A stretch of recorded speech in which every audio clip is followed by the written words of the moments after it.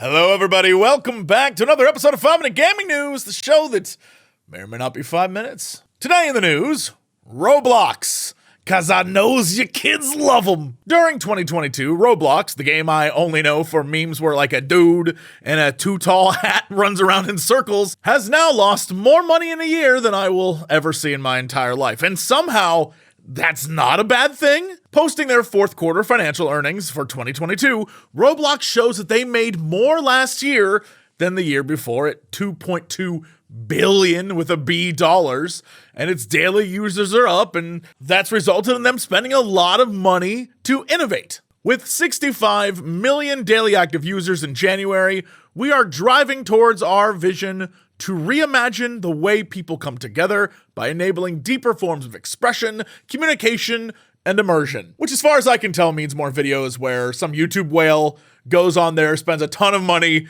and then uses it to beat the crap out of little kids playing Roblox. And I'm not gonna lie, it's kind of funny. Either way, Roblox, the game that I completely discounted as being like Minecraft trash, is apparently huge.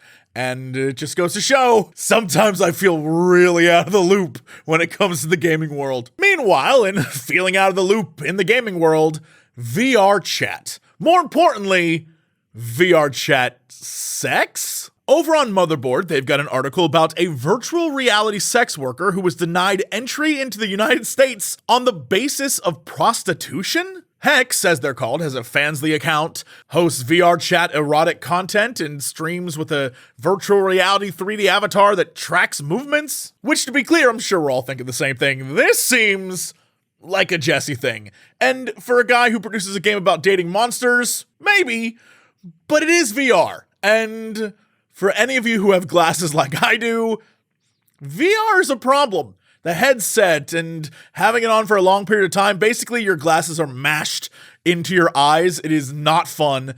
Plus, a lot of VR games get me sick. After 20 or so minutes, I'm feeling nauseous. So except for things like Moss or Edge of Nowhere, there aren't a lot of VR games that I really truly enjoy. Like Alex, Half-Life Alex was great, but I kept getting sick.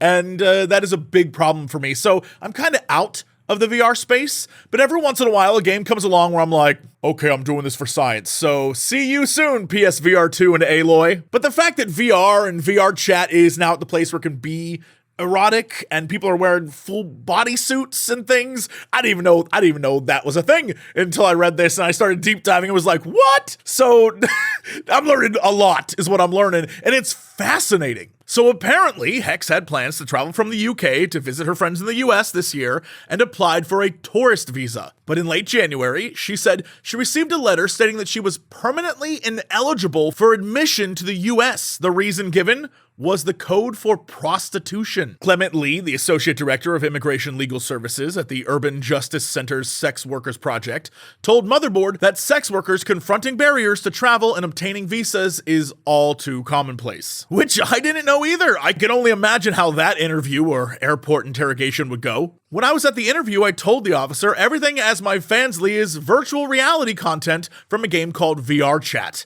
I do post IRL pictures of me via a paywall, and I do not meet anyone IRL from the platform, Hex said. And this just fascinated me even more because now it's bringing up all these questions that, as a person who loves getting answers, now I really want answers to. Like, is having an OnlyFans gonna get you banned from entering the US? If I make a digital Jesse avatar for the purposes of y'all banging it, is that prostitution if it's just a thing online and not actually me? As Clement says, because online sex work, almost by definition, can't include the sort of physical contact that is a prerequisite for sexual intercourse, doing exclusively online sex work on its own is unlikely to trigger the visa bar, Clement said. However, as a caveat to that, there's nothing legally preventing U.S. immigration authorities or the Department of State, with very little evidence or no evidence at all, from presuming that a person who does online sex work may also do in-person sex work as well, leading to a denial of a visa to the United States for engaging in prostitution. For tourist visas, the government can deny them for any reason at all or without a reason. So, damn, I'm learning all sorts of new things today, and hopefully you are too. This is why I'm fascinated by stories like this because it is a world that I am not in and very interested in, apparently. And so it is super interesting because the legalese of what